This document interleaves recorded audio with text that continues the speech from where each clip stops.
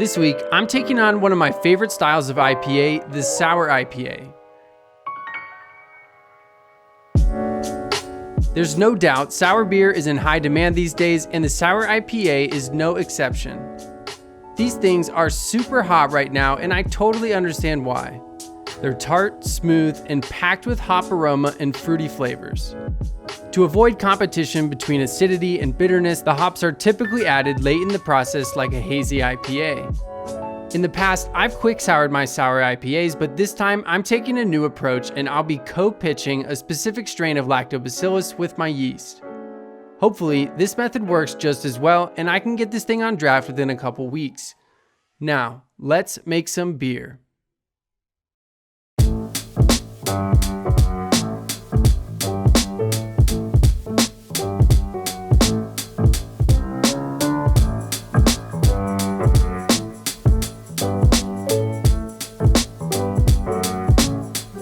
For this beer, I'm using some local spring water and I'm adjusting the water profile using gypsum, calcium chloride, and some canning salt.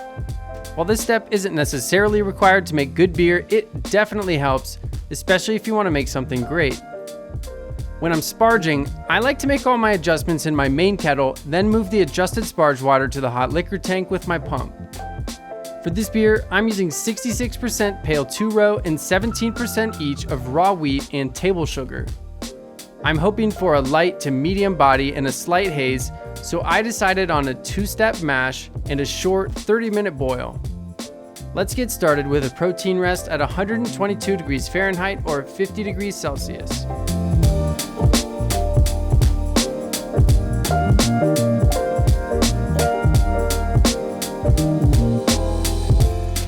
I'll keep mashing this in until everything is nice and saturated.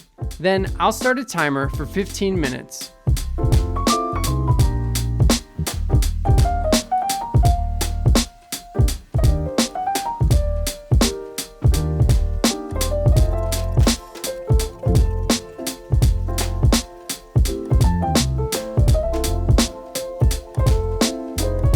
That's 15 minutes, and it's time to move to the next step at 150 degrees Fahrenheit or about 65 degrees Celsius.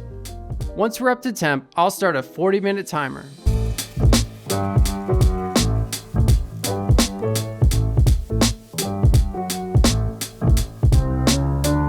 While the mash finishes up, I need to get that barley wine we made a couple weeks ago into a keg.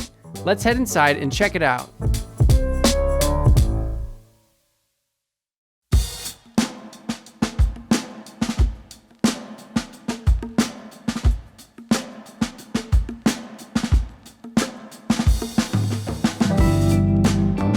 I've wanted a barrel for years, and here I am transferring the first beer out of my first barrel. I'm so stoked to see how this turns out. The first thing I need to do is try to purge as much oxygen as I can from the keg. Now I can start the transfer.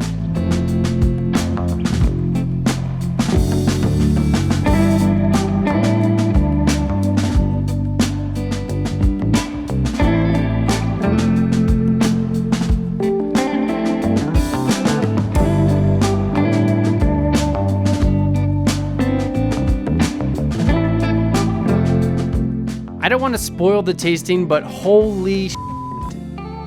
Okay, the last thing I need to do is pop the top on and flush the headspace with CO2 to try to eliminate any remaining oxygen.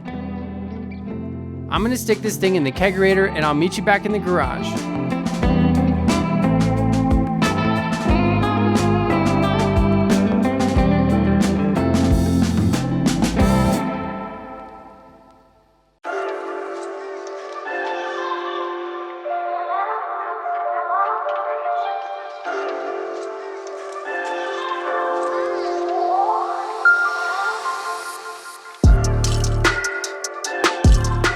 We're almost done with the mash, but before I yank the grains, I want to recirculate for the last 10 minutes.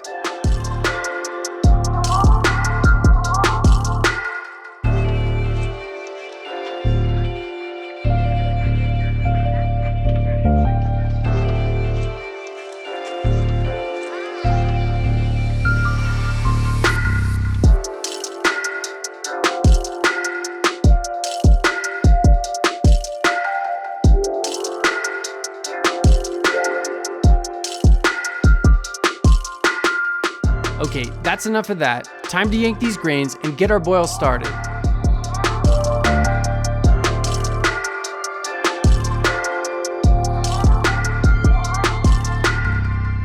Now that our basket is up and out of the wort, I'm sparging the grains with about a gallon of water.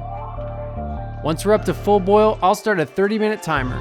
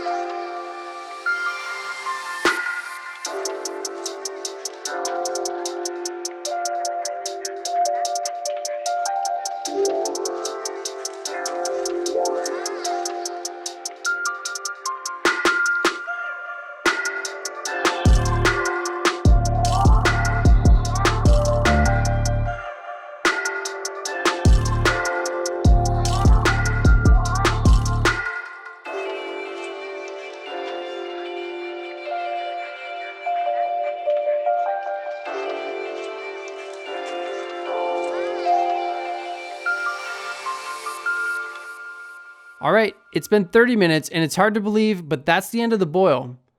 I'm gonna cut the power and drop the temperature down to 160 degrees Fahrenheit or about 71 degrees Celsius.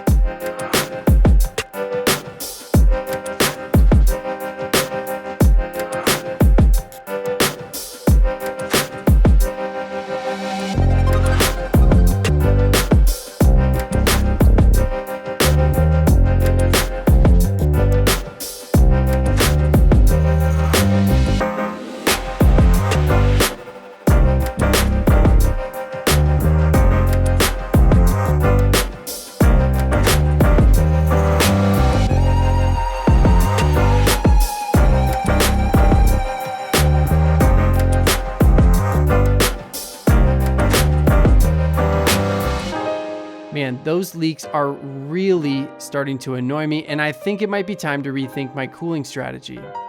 Anyways, it's time for our first hop addition. Here's 10 grams each of Enigma, Galaxy, and Vic Secret, and I'm starting a 30-minute timer. Next stop for this sour IPA is a 4-gallon Anvil bucket fermenter. I'm gonna finish this up, and I'll meet you inside to get everything situated.